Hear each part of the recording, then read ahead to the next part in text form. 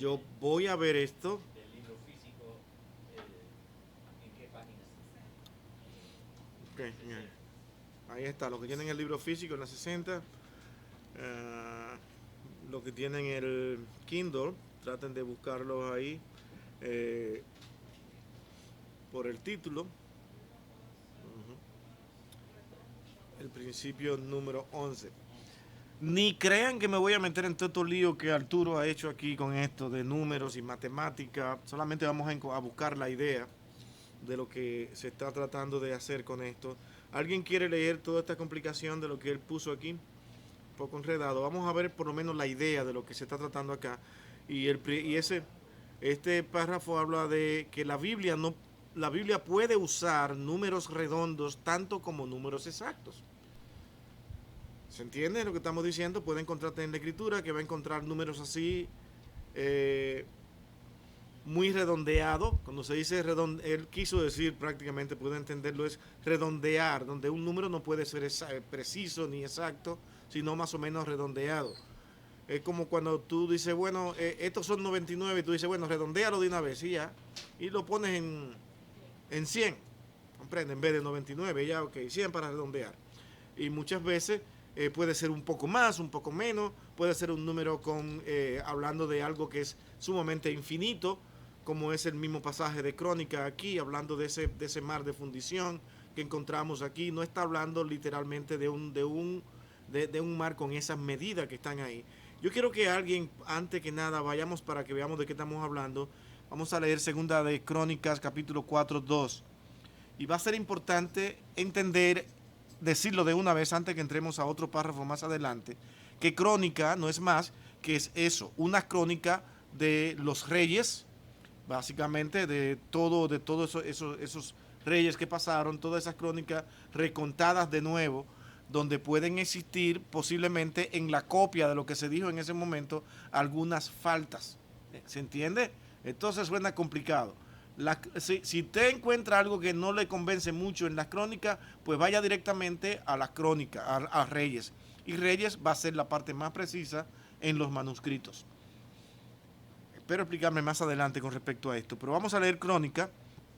Y es Segunda de Crónica, capítulo 4, versículo 2. ¿Qué dice eso? ¿Quién lo tiene? ¿Quién tiene el micrófono de mano?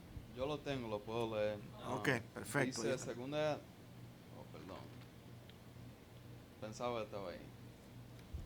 Segunda de Crónica 4:2. Segunda de Crónica 4, versículo 2 dice: Hizo también el mar de metal fundido de 10 codos de borde a borde.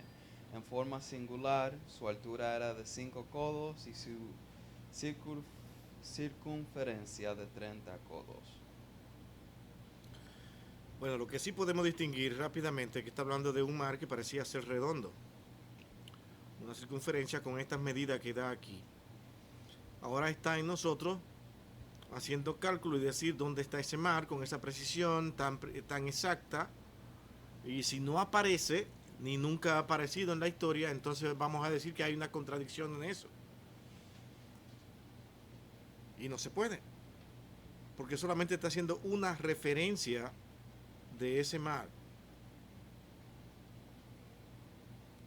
Ya nos tocaría analizar eso un poquito más complejo, pero yo quiero realmente, como les dije al principio, tratar de encontrar la idea de lo que Arturo estaba tratando de decir aquí. No quiero meterme en todos estos cálculos que él hizo acá. Una es que me voy a confundir y ustedes también se van a confundir porque no somos tan matemáticos como para entender estas cosas de lo que es el pi y los números. Sí, nosotros ya pasamos por eso y nos quemamos todo, ¿verdad? Como estábamos haciendo el bachillerato. Lo que sí puedo tomarle como ejemplo es el mismo que puse la semana pasada. Por ejemplo, si vamos a Apocalipsis, ustedes se van a encontrar con pasajes como el capítulo 20, donde habla de un periodo de 1000 años. Muchos toman este texto literal, sin tener en cuenta que dentro de la cultura judía y hebrea era un número usado para describir algo prácticamente sin fin, un número muy alto, muy elevado. Eso es como 1000 años. Incluso nosotros también lo hacemos muchas veces. Y Dios en otra ocasión dice, deben tener en cuenta que 1000 años, ese periodo de tiempo que ustedes consideran interminable, para Dios es simplemente como si fuera un día. Porque Dios no se deja llevar por el tiempo.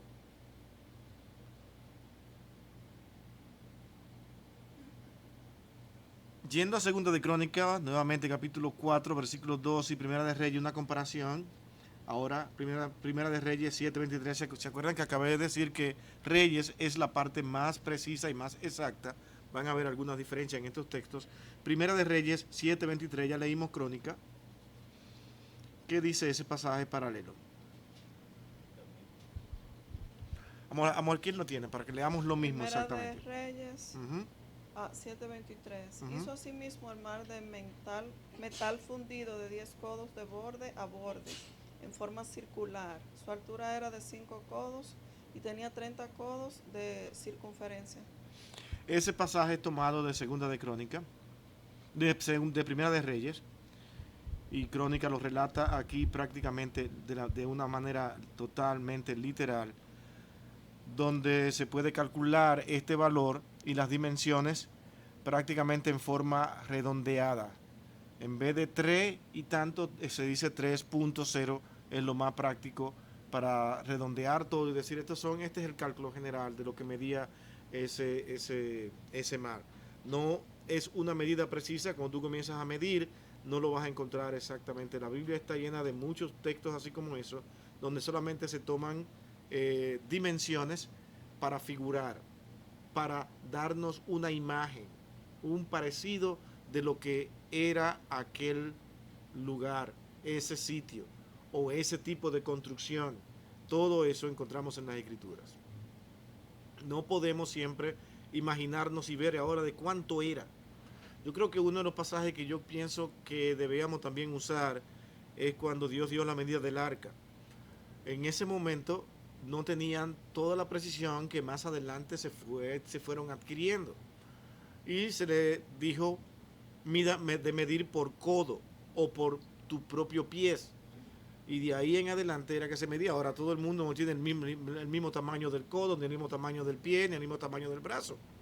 Ese es el asunto. Entonces ya tendremos que entrar de que está hablando de una forma figurada. Te vas a figurar. Si tú tomas el tamaño del codo de una persona más pequeña, entonces las medidas van a ser más pequeñas. Si lo tomas del codo de una persona más grande, pues van a ser más grandes. O sea, es una referencia para que tú tengas una idea del tamaño más porque la medida parecido. Del codo iba del codo a la punta de los dedos. No, y la medida está exactamente, si tú coges el codo de ti y el codo mío, vas a ver que el mío está bien chiquitito. Pero el Tim tiene un codo de aquí a allá largo. ¿Entiendes? Por eso la camisa no le sirve, eso hay que buscarla con tanto cuidado. Te le regalan una camisa a Tim y como tú vas muy confiado, ay, qué hermoso, que le guste la camisa a Tim. Y cuando Tim se pone la camisa, ¡fup!, por aquí arriba. ¿Dónde está el recibo donde compraste la camisa? Porque para ir a devolverla no le sirvió. Y tú entonces estás decepcionado. Ay, pero ¿por qué no me dijeron? Así que si le van a regalar una camisa a Tim, averigüen el size de la manga. O manga corta y sale del problema, exactamente. Pues eso es lo que estamos diciendo. Ven que solamente es una referencia muchas veces a las medidas. No podemos precisar. Hay veces que sí la vas a encontrar sumamente precisa en la escritura. Ahora no podemos precisar en ese momento debido a que no son nuestros tiempos. Hoy, yo pienso que si el Señor hubiese hablado hoy, se hubiesen dado las medidas exactas y precisas. Porque hoy tenemos tantas maneras y tantas formas de medir que ya con decir tanto por tanto, tú vas directamente a la medida, mide y ya no hay problema. Pero ahí tenía que ser por referencia. Por ejemplo, a mí como persona que construye, muchas veces, en una ocasión me acuerdo que y estaba lejos de donde ir a comprar una cinta de medir. Yo dije, ahora esto sí va a estar complicado, no tengo cinta de medir. Y yo tuve que inventar. Yo tuve que agarrar un pedazo de madera y comenzar a hacerle marcas. De esta marca aquí y de esta marca aquí, entonces esa es. Y así tuve que hacerlo. Iba y medía lo que yo quería con una marca, lo medía, entonces iba a la sierra y llevaba mi palito, esa es la medida, y cortaba. Inventar. Si eso es ahora, imagínense, en aquel entonces que no había ni esperanza de una ferretería por ningún lado. Se tenía que figurar las cosas. ¿Ok? Eso es simplemente. Salí de esa parte. Sí, ¿verdad que sí? Sí. Miguel lo va a explicar. Sí. Mi hermano, advierta cuando la Biblia usa diferentes herramientas literarias. Esto es importantísimo. Ya hemos hablado de aquí eso en otras ocasiones, ¿se acuerdan? Por ejemplo, en la Biblia tú vas a encontrar que es un libro que tiene 66 libros en sí, escritos en diferentes épocas y con diferentes géneros literarios debido a la época en que se escribió cada uno. Y este está compuesto por prosa, poesía, etcétera. Hay un sinnúmero de cosas más que son figuras literarias. Ustedes se acuerdan que una poesía tiene rima, la prosa no tiene rima. Simplemente se hace un relato, se compone algo, pero sin esperar que esto rime. Y te vas a encontrar asimismo que esto es parte de lo que es realmente el género literario de la escritura y puede considerarse dentro de todos esos libros que son realmente, que nosotros conocemos como poesía. También vamos a encontrar en la escritura parábolas, donde se utilizan ciertas narrativas para ilustrar algo. Es como hacer una historia, algo que pudo haber acontecido, que pudo suceder, para ilustrarte algo que tú necesitas entender. Igual las alegorías, las metáforas, los símiles, las hipérboles. Eso no puede nosotros llamar la atención, porque hablar de hipérbole, de lenguaje exagerado, sí existen en la escritura y es con propósitos para que nosotros podamos entender algunas cosas y así otras figuras más del lenguaje. Por ejemplo, en ese sentido, como dice Arturo, cuando se habla de Dios teniendo alas, en el Salmo 36:6, ¿qué ustedes creen que está diciendo cuando dice que Dios con sus alas nos guarda y nos protege? ¿Significa que Dios tiene alas y que Dios vuela y que tiene, como ustedes la ven, con plumas y esas cosas así? ¿Qué es lo que está haciendo cuando dice que Dios tiene alas y nos protege con sus alas? Para que uno se imagine cómo las aves protegen a su El micrófono, que no se oye. Sí. Bueno, aquí no tenemos uno aquí que se pare allá atrás para llevar el micrófono. Es una imagen que ilustra cómo las aves protegen a sus polluelos. Uh-huh. Es una manera de decir que Dios nos cuida, Dios nos guarda, Dios nos protege, pero está usando realmente un lenguaje que tú puedes conocer dentro de la humanidad. Protégenos, Señor, con tus alas. No me puedo imaginar a Dios teniendo alas porque Dios es espíritu. Usa lenguajes humanos para que nosotros podamos entender lo que Él está diciendo.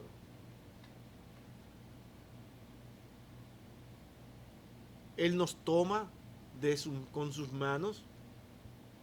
¿Qué está diciendo? Él toma la iniciativa para cuidarnos, protegernos, guiarnos, llevarnos. Ese es el lenguaje de usar las manos.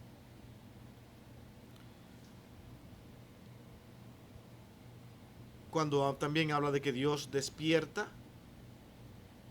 ¿tiene Dios que descansar y dormir como nosotros los humanos? Hoy fue un día muy agitado con tanta gente metida en pecado. Hoy tengo que dormir y descansar. Ya no quiero escuchar a más nadie. Hoy nadie me hable. ¿Se imaginan eso de Dios? Pero el Salmo 44:23 nos habla de que Dios despierta. No es que estaba en un sueño, sino que Dios en ese momento está diciendo, había decidido por alguna razón estar inactivo por la pecaminosidad del pueblo. y ahora actuaría en consecuencia a eso. De tal manera que cuando nosotros veamos y pensemos que Dios ahora duerme, estamos diciendo que Dios no está tomando acción en nuestras vidas, ni nos está escuchando, ni nos está contestando ningún tipo de petición nuestra. Y eso ya sería triste, doloroso, catastrófico dentro de la vida cristiana, pero hay soluciones para eso, que es lo que se está proponiendo en esos versos. Que Dios siempre esté ahí cuando nosotros le estemos llamando. Lo que da lugar es que a veces tanta nuestra pecaminosidad y tanto nuestra insistencia en el pecado, que solamente buscamos a Dios cuando estamos en problemas, y es posible que nos encontremos con un Dios que ahora no quiera escucharnos.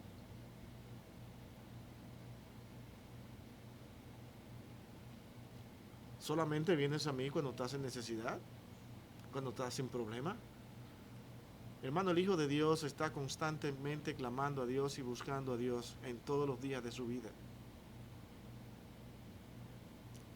Y tomo estos pasajes para hacer estas aplicaciones porque son necesarias muchas veces. Yo no puedo tocar un texto bíblico sin pensar en una aplicación para mi alma. Y la mejor manera de nosotros poder entender cuando se habla de esta manera en la Escritura es decir, Señor, siempre, siempre quiero que estés para cuando yo te llame. No porque Él es nuestro esclavo, sino que con esas palabras le estamos diciendo que mi vida esté sujeta a ti constantemente para que tú puedas escucharme. ¿Ve que suena diferente? Estar constantemente cerca de Dios para que Dios nos escuche. No te apartes del Señor. No te separes de Él para hacer tu voluntad. Y esos son los énfasis que debemos hacer una y otra vez en las congregaciones. No estamos llamados a traer palabras que ayuden a las personas a conformarse con su estado original, que es el pecado, sino a un constante enfrentamiento al pecado. Si no tenemos en nuestra mente el conocer que desde que nos levantamos, desde que abrimos los ojos, debemos de estar peleando con nuestro pecado, vamos a caer. Si te levantas con la convicción de Señor, hoy yo tengo una fortaleza fuerte, hoy nadie me podrá mover de ti, te aseguro que probablemente ese día tú tendrás problemas porque estás confiando en que tú puedes hacerlo. Y Dios quiere de que tú te levantes y digas, Señor, sin ti no podré hacer nada, te necesito. Y Dios inmediatamente ve tu corazón, sabe lo que tú estás pidiendo, sabe lo que tú quieres, ve todo lo que hay dentro de ti, que tú dices, Señor, si tú no me ayudas, Señor, si tú no me ayudas, no podré, es que no podré. Él ve tu necesidad. No es un decirlo. Porque podemos decir, Señor, tú sabes que sin ti no puedo hacer nada. Y el Señor dice, no es verdad. Tú no lo crees. Lo puedes repetir una y otra vez. Es como cuando tú ves a un mundo de pecado, te ves a ti mismo y te ves con terror. Señor, yo puedo faltarte a ti hoy. Yo puedo fallarte a ti hoy. Y una actitud así es lo que a mí me ayuda a entender a mi hermano cuando falle, cuando peque. Porque entonces tú vas con palabras de consuelo, tú no vas a acusarlo. Tú vas, mi hermano, estoy contigo, estoy aquí, estoy para ti. Vamos a orar, vamos a poner esto en manos del Señor. Y si es un creyente, lo va a hacer.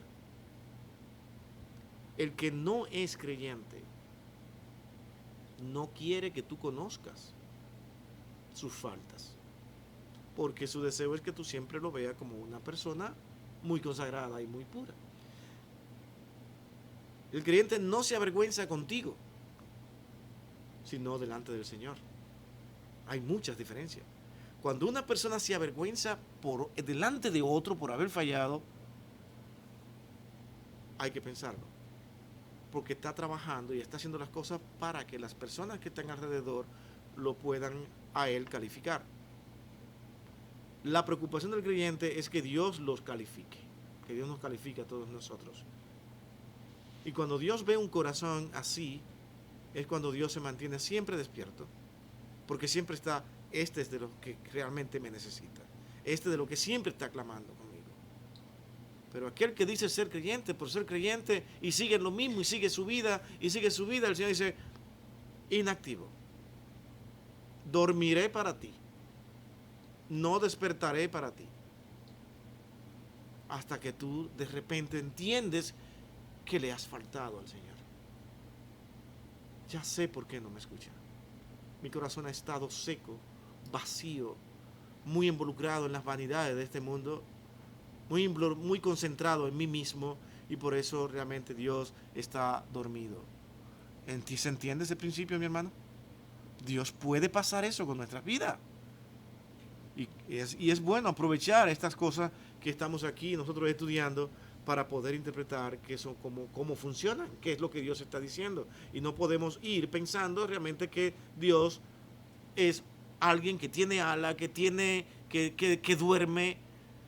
Tenemos que buscarle el sentido a cada una de esas cosas, de esas figuras literarias que se mencionan acá, para saber lo que se nos está tratando de decir.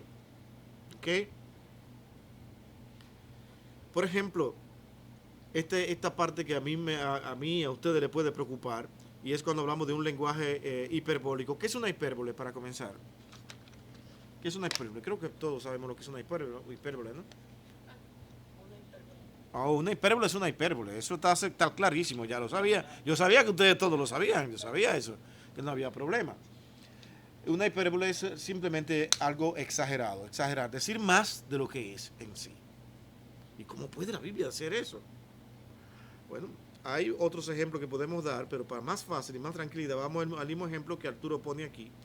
Dice, cuando Juan dice, y ustedes han leído esa parte, si se hubieran escrito todas las cosas que Jesús hizo durante toda su vida en la tierra, Juan describe, dice, ni aún, ustedes han leído eso, ¿no? Esa parte de la escritura, dice que ni aún el mundo cabría en los libros que se habrían de escribir. Eso no es un lenguaje hiperbólico. Está hablando más de lo que tú conoces, más allá de lo que tú conoces. Y es una figura, y no es un lenguaje que podamos tomar literalmente. Es una figura para hablar de qué. ¿De? Sí, pero en esa exageración hay una aplicación práctica que nos puede ayudar. Está hablando de qué. Noten, nuevamente. Está hablando algo acerca de la grandeza y de la majestuosidad Eso de la obra del Señor. O sea, es tanto. Vamos bien, Es tan grande. Sí, así mismo es. Ni aún en el cielo, cuando habla de que Jesús, durante de todo lo que realmente Jesús hubiera podido, si se hubiera escribir acerca de todo lo que Él significa. ¿Quién es Cristo? ¿Quiénes ven ustedes que es Cristo? Si nos pusiéramos a escribir de todo lo que es Él. Observen, nadie se atreve a escribir estas palabras hablando de ningún otro ser. Por ejemplo, uno de las religiones que es monoteísta y que tiene, por ejemplo, a un profeta como su líder, que es Mahoma, ellos no se atreven a hablar así de Mahoma. Como tampoco se atreven a decir de que Él es la verdad, la única verdad, y que fuera de la verdad no hay otra. Sin embargo, se habló de Cristo de esa manera, y Juan se atreve a decir que si se fuera a escribir de Él, de Jesús, durante toda su vida en la tierra, todo lo que Él significaba, dice, no habría espacio para escribir de todo lo que Él significa. Está hablando de que Él lo llena todo y en todo. Eso es lo que está diciendo. Pero tiene que recurrir a un lenguaje más allá de lo que tú y yo podemos ver y conocer. ¿Se entiende?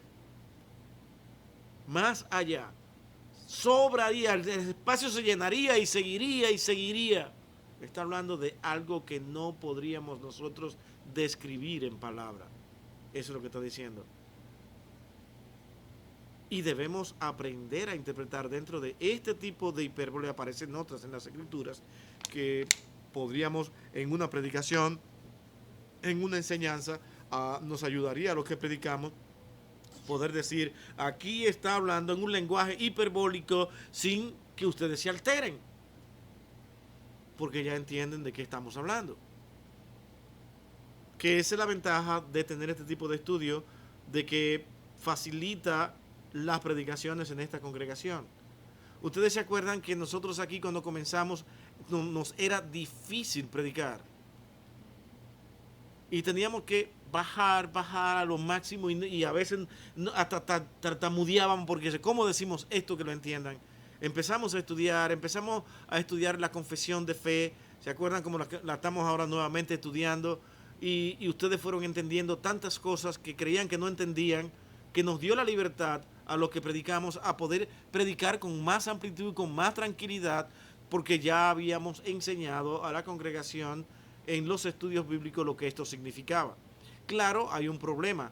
Los que no vienen a estos estudios, cuando vienen a las predicaciones, se encuentran con algunas cosas que nosotros mencionamos rápido y dicen, pero ¿de qué fue que habló? No entendí nada. Porque no vienen a los estudios. ¿Qué le estamos diciendo? Que usted cree que cuando viene aquí no ha aprendido nada. No, no lo crea. A veces usted piensa que no.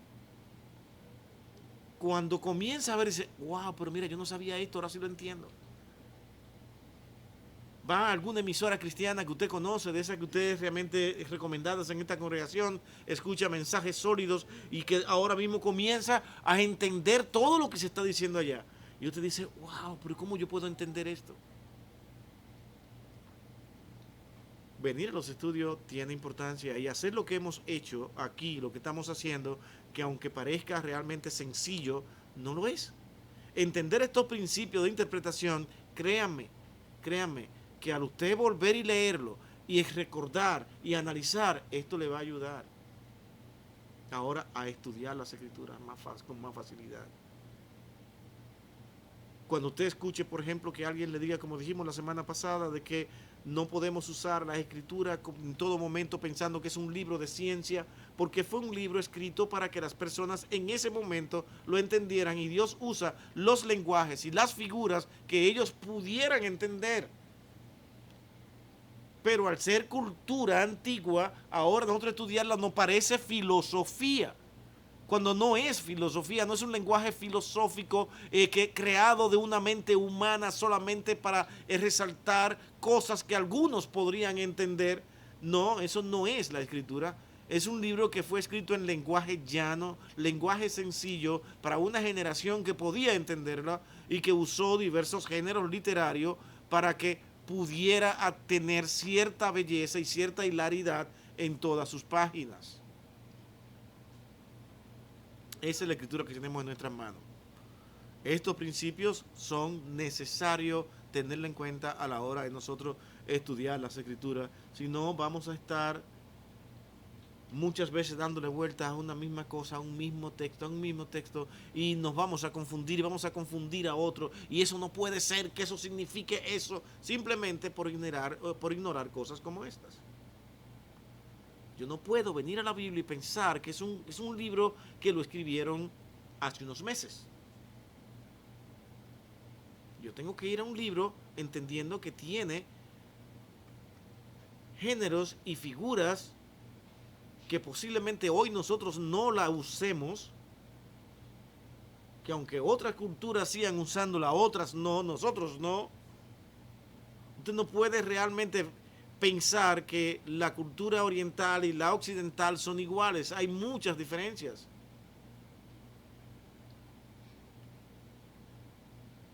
Y nosotros tenemos que tener todo eso en cuenta a la hora de interpretar las escrituras. Número 13. Mira dónde vamos ya. Un error en una copia no se iguala con un error en el original. ¿De qué estamos hablando aquí? ¿Alguien puede leer los 3 primeros párrafos? Lo voy a poner a leer un poco. Los 3 primeros párrafos de este principio. alguien que tenga el micrófono y quiera leerlo. ¿Quién tiene el libro abierto?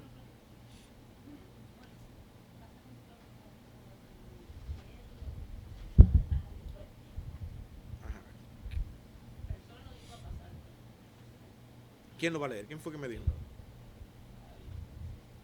Ok, Ivonne lo va a leer. Ivonne o Miguel, uno de los dos. Valientemente. El 13, Sí, el 13. Los tres Ya- primeros párrafos. ya hablamos del tema de los manuscritos y las copias en el tema anterior y mencionamos algo de esto.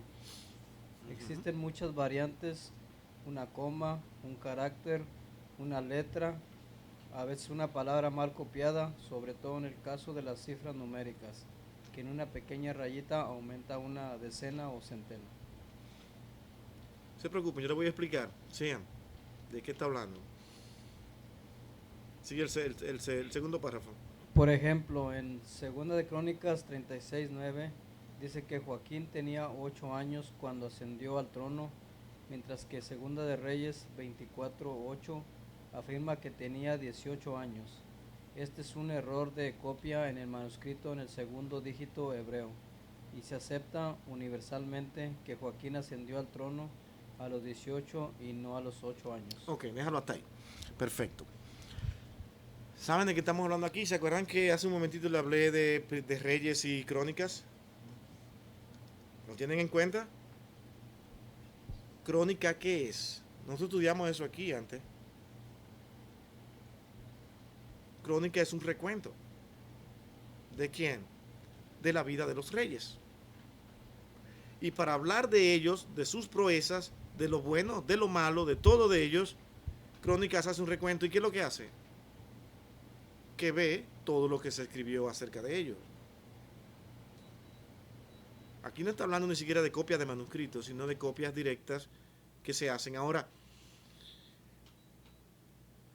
cuando hablamos nosotros que una rayita pequeña en el hebreo, idioma que Unitian y yo conocemos, puede hacer una variante enorme. Si en ese escrito alguien interpreta que esa sola rayita significa un número y no otro, ya él lo va a traducir que es ese. Si ven en el libro, van a ver que Arturo pone algunas letras hebreas. En el tercer párrafo, por ejemplo, cuando dice que quizás Crónicas lee de esta manera, cuando habla de que Ocosías tenía 42 años cuando empezó a reinar, mientras que en Segunda de Reyes dice que solamente 22. El asunto es que 22 podría ser prácticamente esa misma letra. ¿Están en el libro ustedes? Esa misma letrita que está acá, pero puesta así, de ese lado. Entonces, al ser colocada por así, si la interpretan como 22, se va a quedar 22, se va a quedar 22, o si le creen que si le escribió un poquito más larga, más abajo, se va a parecer a la de 42. ¿Se entiende?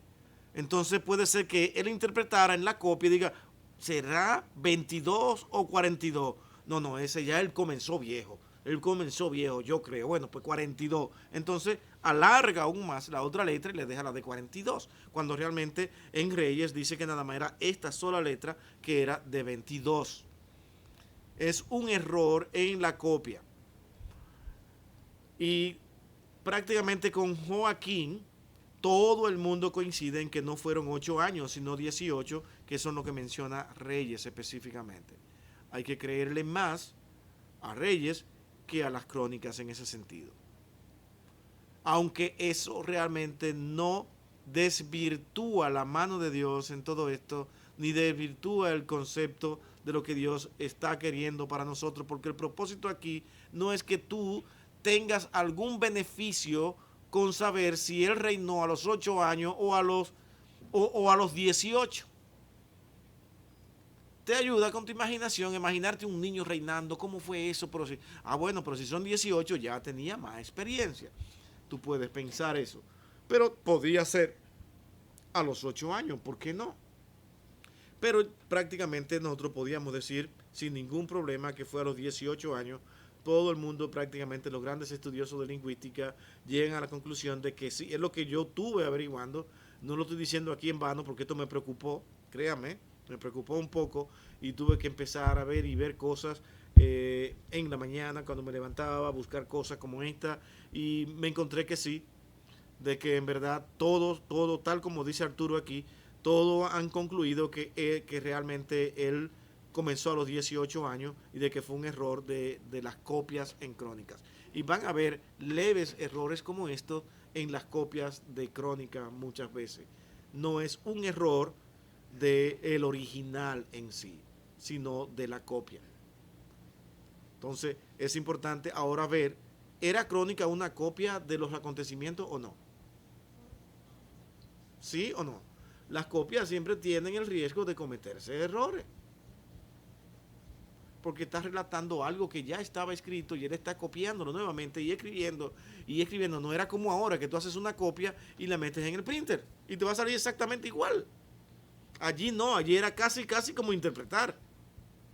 ¿Qué habrá escrito aquí este? ¿Qué habrá escrito? Hasta no hace mucho tiempo a nosotros nos tocó vivir eso. Por ejemplo, Valentina a veces me escribía unas cartas que yo decía, ¿y qué me dijo? Yo, tan lindo. ¿Y qué me dijo? Una letra tan chiquita como la Valentina. Chiquita, de pero ¿Vale a usted? Sí, me escribía. Y páginas largas, así. Yo escribía 2 letras, así como lo escribía a Valentina. Tengo una, 32 páginas en la carta. Yo la tengo. Pero eran entendibles todas, no había que figurarla, ¿verdad? Así es que eso está claro. Pero sí entienden la idea, hermanos, de que muchas veces nosotros cuando tenemos que copiar y copiar de una a otra, se nos es más difícil a veces y uno puede cometer pensando que esa era la letra que iba o el número que iba. Podemos escribir un 6 cuando realmente era un 9, algo así. Un 6 cuando era un 8. Cuando estábamos en la escuela nos ponían a los libros, como cuando hacían los exámenes, nos ponían a escribir O dictado. toda la narrativa del libro Ujú. y después sacar de ahí nosotros mismos la respuesta. Las conclusiones, sí. Sí. De escribir directamente. Y nosotros, pero de una letra de mano, como era en ese momento, era complicado, no se crean, era complicado. Se podían esperar. Y yo creo que Dios protegió eso, de que los errores que se cometían eran sumamente ínfimos y muy pequeños, y prácticamente hasta ahora. De seguro, hermano, le puedo asegurar de que son insignificantes, como este de los años. Insignificante. Si gobernó a los 8 o gobernó a los 18 o a los 42 o a los 22, eso nos da, ¿tiene alguna importancia relevante eso? ¿Verdad que no? Y esas cosas así son las que se encuentran. Gracias al Señor. Porque en lo que corresponde a los planes y propósitos de Dios, eso no varió en ningún momento, no varió, no habían errores. Bien, hermanos, entonces seguimos adelante. Las declaraciones generales no necesariamente significan promesas universales. Esto aquí es bueno, muy bueno. ¿Quién quiere leer ese primer párrafo que me atrevo a asegurar de que van a decir, ¿y qué dijo? ¿Quién lo quiere leer, el primer párrafo? Vamos a ver. Los críticos algunas veces se apresuran a concluir que las declaraciones incondicionales no admiten excepciones. Ellos toman versículos que se ofrecen verdades generales y luego señalan con júbilo las obvias excepciones. Al hacerlo, están olvidando que tales declaraciones solo tienen la intención de ser principios generales. Mi hermano, esto es muy importante, sumamente importante, porque nos puede con facilidad a nosotros al leer un texto bíblico decir que hay cosas que no se están cumpliendo en mi vida y que Dios realmente a mí no me ama, o yo no soy un hijo de Dios porque Dios hizo promesas para su pueblo que en mí no se están cumpliendo. Mi hermano, muchas de las promesas que Dios hace, las hace a su pueblo en general, y debemos interpretarla como principio general, donde nos podemos encontrar con excepciones, donde Dios saque de los mismos hijos de Dios, ponerlo a tener ciertas situaciones de vida que no se parecen a la promesa general, pero con propósito de Dios para enseñarlo a él o enseñarle a otros cómo podemos nosotros volver al camino de Dios. Me doy a entender, hay excepciones en un principio general, en una declaración general. No significan que son promesas exactas, precisas y universales, que eso va a ser, por ejemplo, vamos a poner, así lo vamos a poder entender mejor, y vamos a poner los mismos ejemplos que utiliza aquí Arturo. Por ejemplo, en el Salmo 37, 25 dice, David dice, joven fui y envejecido, y no he visto justo desamparado, ni descendencia que mendigue pan. Esas son palabras consoladoras para el pueblo de Dios, ¿sí o no? Es una bendición escuchar esto, saber que Dios actúa así en nuestra vida. Es una promesa a sus hijos, a su pueblo. Ahora, ¿pueden existir excepciones con creyentes que realmente pasen necesidades? El caso del carcelero de Filipo, Y de Lázaro. que Pablo le predicó y él dijo, cree en el Señor Jesucristo y será salvo tú y tu casa. Bueno, ya esa es otra cosa cuando se hizo una promesa específica y únicamente a él. Precisamente. ¿Para porque qué? la gente lo interpreta que eso va para todo el mundo. Que va para todo el mundo. No puede ser eso. Pero en este caso, específicamente aquí, cuando estamos hablando, y eso lo podemos traer también después, lo que tú estás diciendo, porque también es importante. Pero en este pasaje que estamos leyendo aquí, dice, joven fui, he envejecido, y yo no he visto justo desamparado, ni descendencia que mendigue pan.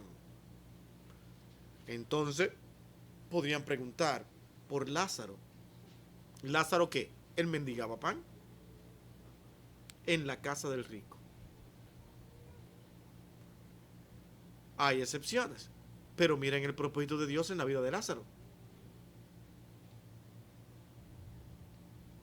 Un propósito para edificar nuestras vidas.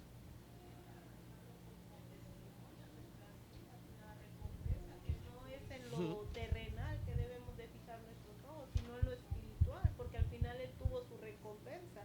El rico fue echado al infierno y él mendigaba con que sea Lázaro bajara con su punta de dedo y le mojara la boca, o que fuera a predicarle a sus hermanos. Exacto. Era una lección. Ese fue el mejor ejemplo que se pudo traer para eso.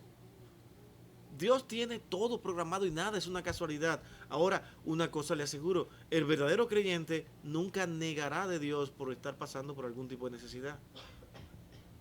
Él dirá, Señor, ¿cuál es tu propósito? Al tú escogerme para pasar esto. Siempre me acuerdo de Wesley.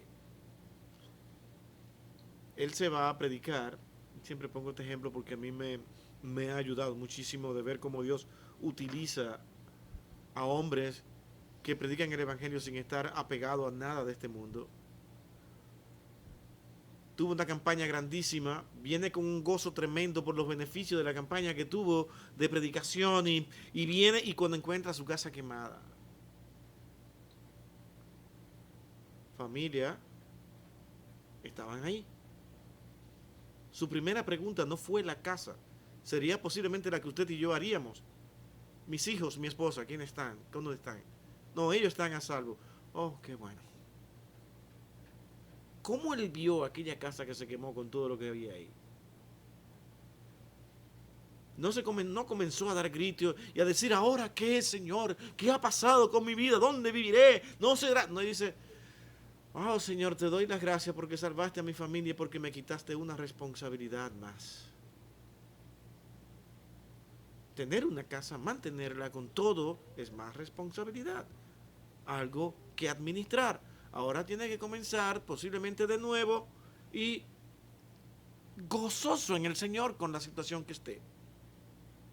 Yo te cuidaré, yo te protegeré. Ahora, aún en la vida de Lázaro, en toda la situación que él estaba, sea en la forma que sea, encontraba que comer. Que eso es lo que pasa, que nosotros entendemos que no mendigar pan significa tener una mesa llena con todas las cosas que nuestros ojos y estómagos desean.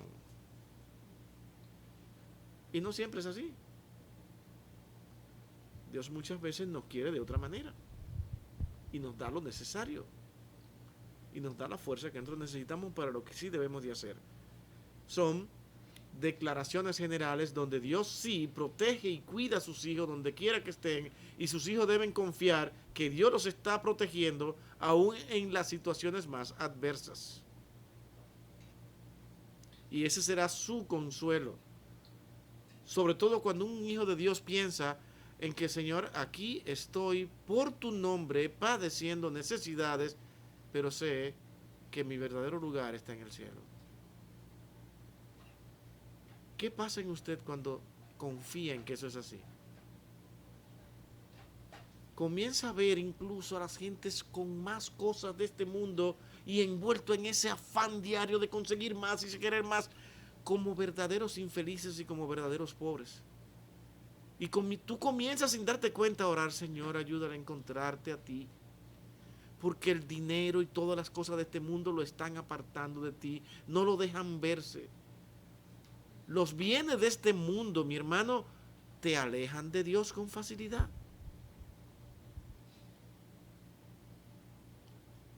Si una cosa tienen los bienes de este mundo es que cambian el corazón de las personas, la forma de pensar. Como es el deporte de mi país, y es un deporte que cuando a ti te firman la pelota, el béisbol, después que tú, nada más con el primer bono, tú te vuelves loco. Antes, hace un tiempo, cuando yo era muchacho, lo que le daban eran hasta 500 pesos por un bono, cuando firmaban a alguien, $500.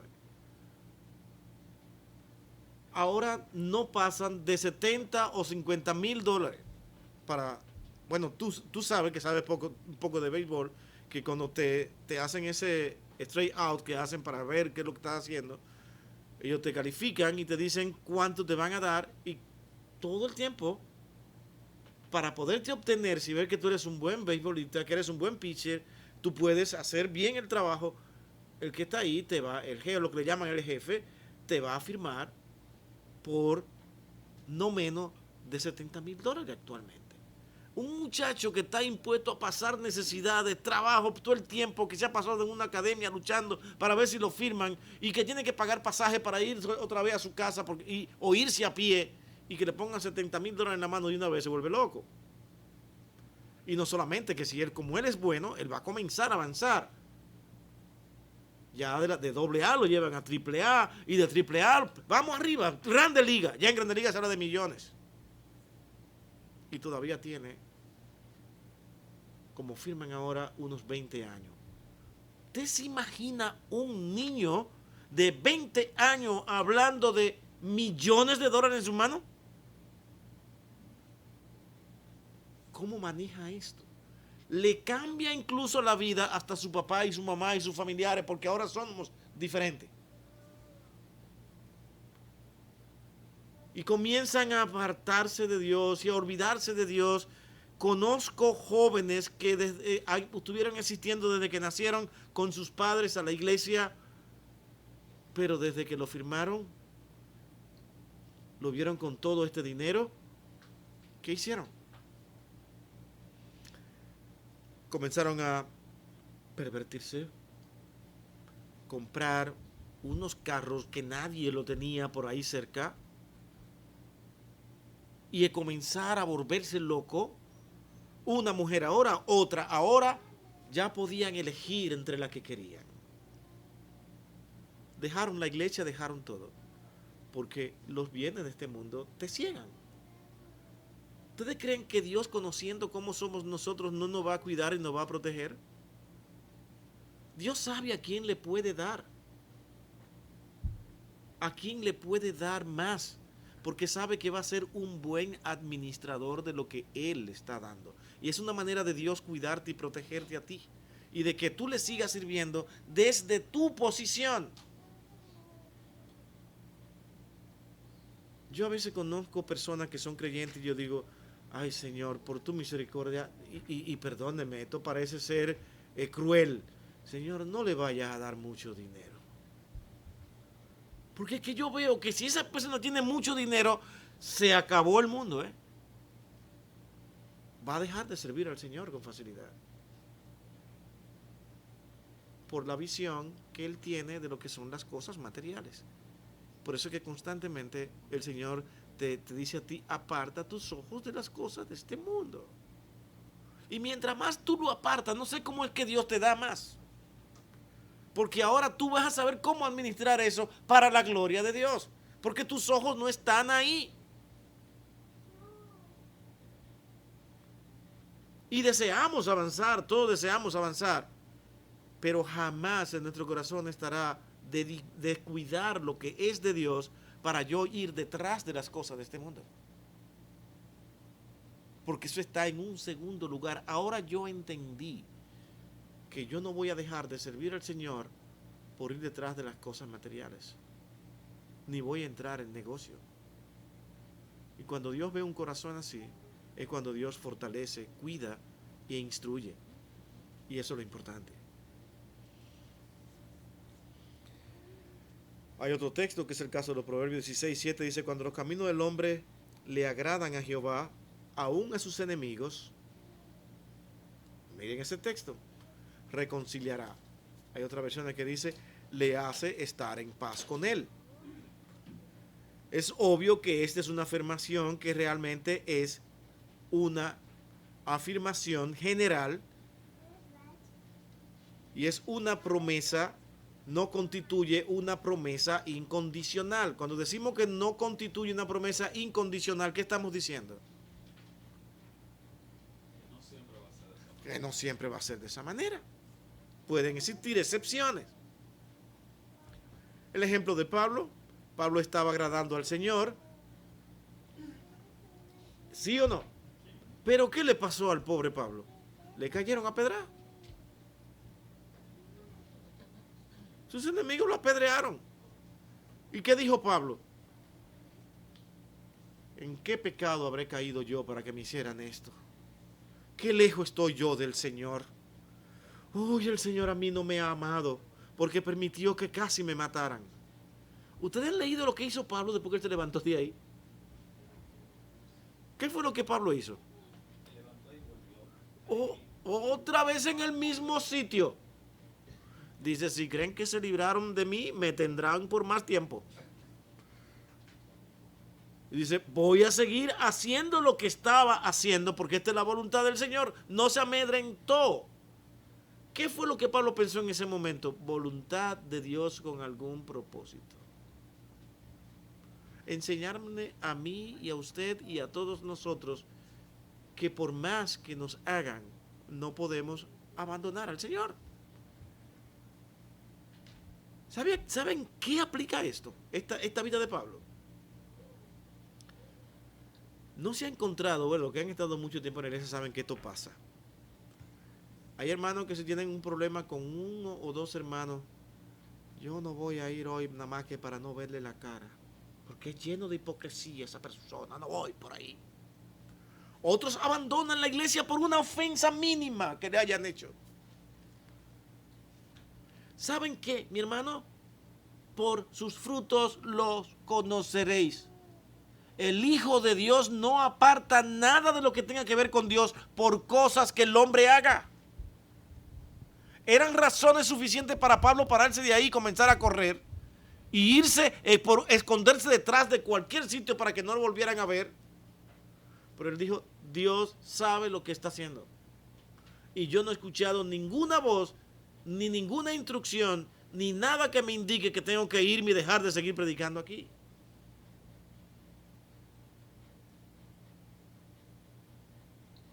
Y eso es lo importante que nosotros debemos de tener en cuenta. Para mí me es de mucha bendición cuando yo veo que personas en medio de problemas y necesidades permanecen firmes en el Señor y haciendo lo que hay que hacer. Eso edifica mi alma grandemente. Y casi nunca se lo digo a las personas. Solamente le digo, Señor, gracias por lo que estoy mirando. Gracias por lo que estoy mirando. Pero yo he recibido lecciones aquí en esta congregación muchas veces que me han sido de mucha edificación. La integridad de no ceder ante los conflictos y decir, Señor, yo te sirvo a ti. Y Dios eso lo bendice. Por encima de todo. Y eso es lo importante. Mi hermano, todo esto lo decimos para que entendamos que cuando vayamos a leer la Escritura, no podemos ver los principios generales como algo que realmente no tiene sus excepciones. Ahora el texto que mencionó Valentina en Hechos, cuando le dijo al carcelero, dice, tú y tu casa, dice, si serás salvo tú y tu casa. ¿Es eso una promesa general? Esa no es una promesa general. Esa es una promesa específica en ese caso. ¿Por qué específica? Porque se lo dijo exactamente a esa persona. No es para que nosotros vayamos y leamos el texto. Dice, bueno, como ya yo estoy en el Señor, toda mi familia será salvo. Así es que ustedes están libres, siéntanse y hagan lo que ustedes quieran, porque como quiera son salvos. Porque ya yo soy salvo. No. La salvación esto sigue siendo individual. Totalmente individual. Y todo creyente debe dar fruto de creyente. Si no da fruto de creyente, no es creyente. Sea la familia que sea. Tiene que testificar y dar muestra de que es creyente. Porque yo sea un creyente en mi casa, no quiere decir que todos los miembros de mi casa van a ser salvos. Ahora, esa promesa se le hizo a aquel carcelero específicamente. Como bendición de Dios, esto te será hecho. A ti, pero fue a él, no a más nadie. Muchos hacen interpretan de que no te preocupes, que la promesa está hecha, tarde o temprano ellos vendrán, mi hermano, puede que se quede esperando, y ninguno de los hijos se salve, suplique por misericordia, porque la promesa no fue hecha de manera general en ese sentido. Hermano, yo voy a terminar esta, porque es la última, la número 15, la revelación posterior reemplaza a la revelación previa. ¿Qué estamos diciendo aquí? Esto es importante. Está el Antiguo Testamento, está el Nuevo Testamento, y vamos a leer el párrafo para empezar a hablar rápidamente. Yo lo voy a leer. Dice, la Biblia fue escrita de manera que reveló al hombre la persona y la voluntad de Dios de manera progresiva. Y eso es importante. En el Antiguo Testamento vemos al Padre obrando y prometiendo enviar al Mesías. ¿Lo vemos en el Antiguo Testamento? En los Evangelios vemos la promesa del Mesías hacerse hombre y morir en la cruz y luego resucitar. Ya la promesa que se hacía en el Antiguo Testamento, ahora la vemos en el Nuevo hecho una realidad. ¿Qué significa eso? Que esta situación posterior a la previa o a la anterior ahora reemplaza a la antigua porque ya ha sido cumplida. ¿Se entiende? Y en los Hechos y el resto del Nuevo Testamento vemos a la persona del Espíritu Santo obrando en la iglesia conforme a la promesa de Cristo que enviará al Consolador. Esa es la Escritura. Tenemos que leer desde Génesis hasta el Apocalipsis viendo cómo Dios se va manifestando, Dios se va revelando al hombre, se va dando a conocer, va dando a entender nuevos principios de vida de acuerdo a cómo las cosas van sucediendo. Pero esto no es que se le escapó a Dios, es que todo esto estaba en los planes de Dios para el hombre, todo cuanto Él fue diciendo y dando dirección al hombre. Por ejemplo,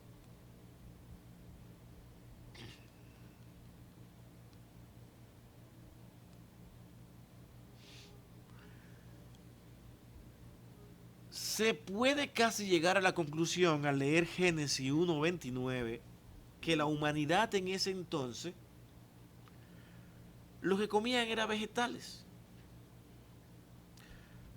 Bueno, viene el diluvio y muchas cosas cambian. Y el hombre tiene que seguir viviendo.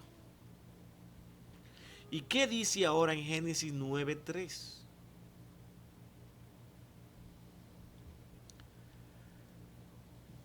Le ordenó comer animales. Y todavía lo seguimos comiendo. Y que prácticamente muchos, incluyéndome a mí, no podemos vivir sin ellos ahora mismo. Cambia, va progresando, va cambiando esta situación, Dios le va mostrando. De la misma manera, al principio, antes de venir el Cordero de Dios, era necesario hacer sacrificios. ¿Cierto? Lo vemos en todo el Antiguo Testamento. Los sacrificios tenían un tiempo de culminación, de final, porque los sacrificios nos estaban llevando a Cristo. ¿Se entiende eso? Se llevaban animales para cubrir la culpa del pecado. Toda esta sangre derramada y aquel sacrificio no era más que un tipo, una tipificación del Cordero de Dios que quitaría el pecado del mundo. Una vez este Cordero llega hasta nosotros, se cumple la promesa de Dios y ahora es Él el Cordero de Dios que quita el pecado del mundo. Si el Cordero de Dios fue sacrificado ahí, hay oportunidad ahora para que nosotros digamos, no fue suficiente, tengo que nuevamente traer un cordero para compensar el sacrificio de Cristo. No es que el sacrificio de Cristo es suficiente, especifica Pablo, para perdonar nuestros pecados. Suficiente, no hace falta más nada. Como dicen Colosenses, dice, esas cosas no eran más ahora que sombra de lo que habría de venir. ¿Han leído esos textos? Esto es ahora lo que estamos llamados a hacer, a poner nuestros ojos en Cristo, quien es el autor y consumador de la fe y de nuestra salvación. De tal manera que ahora nosotros vemos el Antiguo Testamento, lo vemos en un orden progresivo, vemos a Dios allí revelado, vemos la santidad y la pureza de Dios, somos edificados en gran manera con el Antiguo Testamento, no lo podemos descartar porque es parte de una misma revelación y un mismo propósito y un mismo deseo de Dios de darnos a conocer el plan de salvación para nuestras vidas, es llevarnos a Cristo. Es por eso que hemos estado diciendo de que no podemos nosotros comenzar a ver la Biblia como un libro que se empeña en explicar cada detalle, en ver lo que es el mundo, en ver lo que es la ciencia. No es un libro de ciencia, es un libro de dirección hacia la salvación, que es lo que a usted y a mí nos debe interesar. ¿Cuál es el plan de Dios para salvar a la humanidad? Bueno, está revelado dándose a conocer como un Dios santo y puro y de poder infinito para cuidar y proteger a todos aquellos que en Él creen y que un día nosotros nos encontraremos con Él cuando pongamos nuestra fe en Cristo. Y otra de las cosas básicas que nosotros entonces tenemos que ver en las Escrituras es cuando leemos Deuteronomio 29:29. Porque las cosas ocultas pertenecen a Jehová, mas las reveladas son para nosotros. Es decir, hay cosas que Dios no ha revelado, pertenecen a Él. Él ha revelado lo que usted y yo necesitamos conocer. Y esa es la realidad. Conocer el poder de Dios nos ayuda a entender que por más esfuerzo y más descubrimiento que el hombre haga, jamás podrá entender a Dios. Jamás le podrá encontrar. No podemos encontrar a Dios a través de la ciencia. ¿Sabe que esa es la esperanza de muchos? La ciencia estará avanzando que no le quedará más que solamente ver claramente a Dios. No, es que siempre será por fe. Dios quiere que sea por fe, que confiemos en Él con la certeza de que todo lo que Él dice se cumple y es cierto. Y es esa nuestra seguridad, no porque podamos comprobar todo lo que vemos. ¿Yo me doy a entender con esto?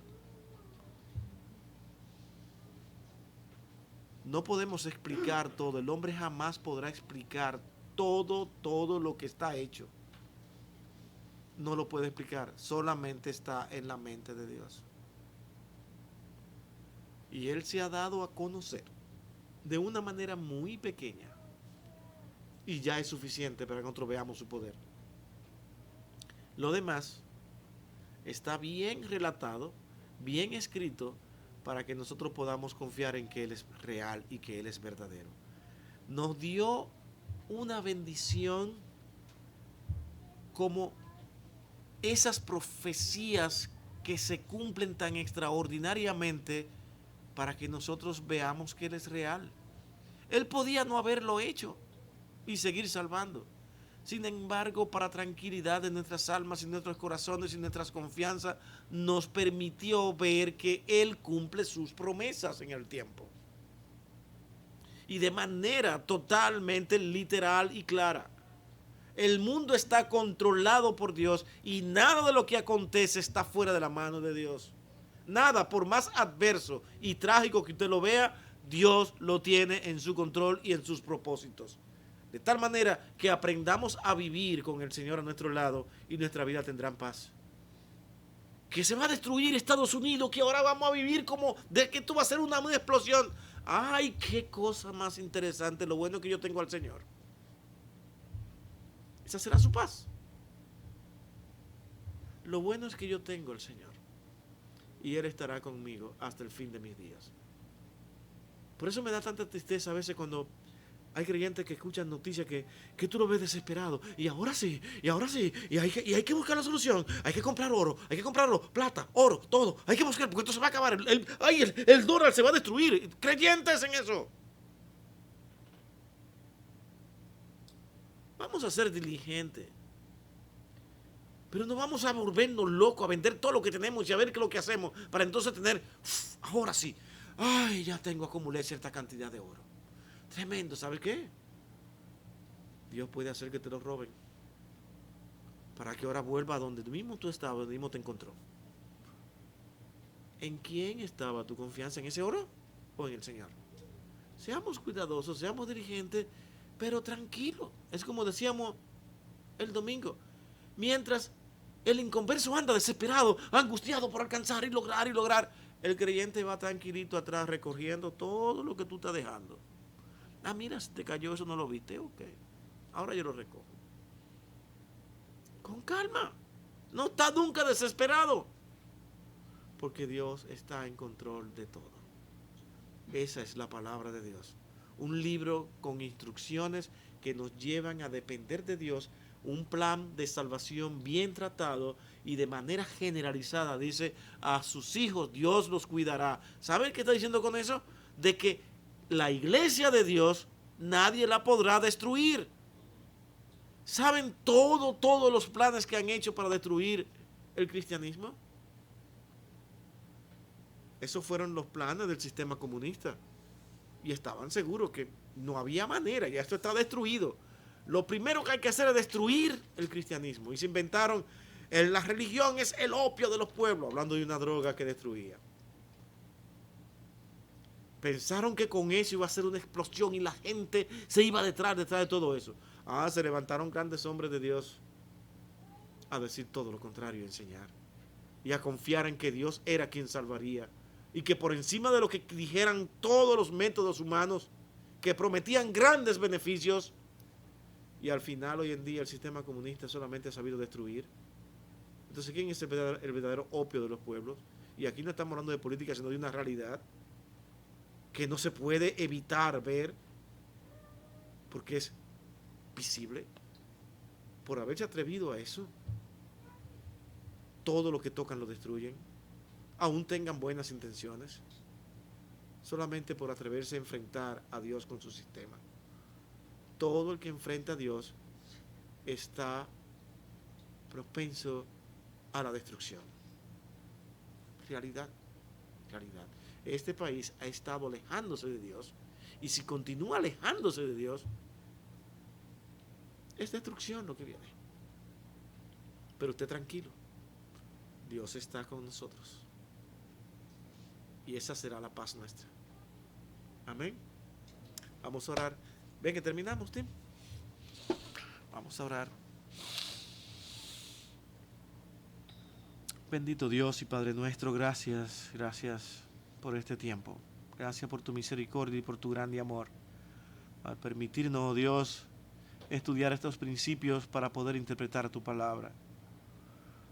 Pero nada podríamos hacer sin la iluminación de tu Santo Espíritu y tu cuidado. Estamos tratando de ser diligente para poder ver lo que tú, Señor, nos has querido decir y enfrentar a un mundo que no te ama y que busca cualquier cosa para sacar a los hombres de tu verdad. Gracias, Padre, por este tiempo y gracias por tu palabra. Llévanos a nuestros hogares con tranquilidad y ayúdanos, oh Dios, a descansar en el resto de la noche para poder levantarnos mañana y hacer lo que tenemos que hacer con nuestras responsabilidades diarias. Gracias, Señor, una vez más. En Cristo tu Hijo lo pedimos todo con gracias. Amén y amén. Dios nos bendiga.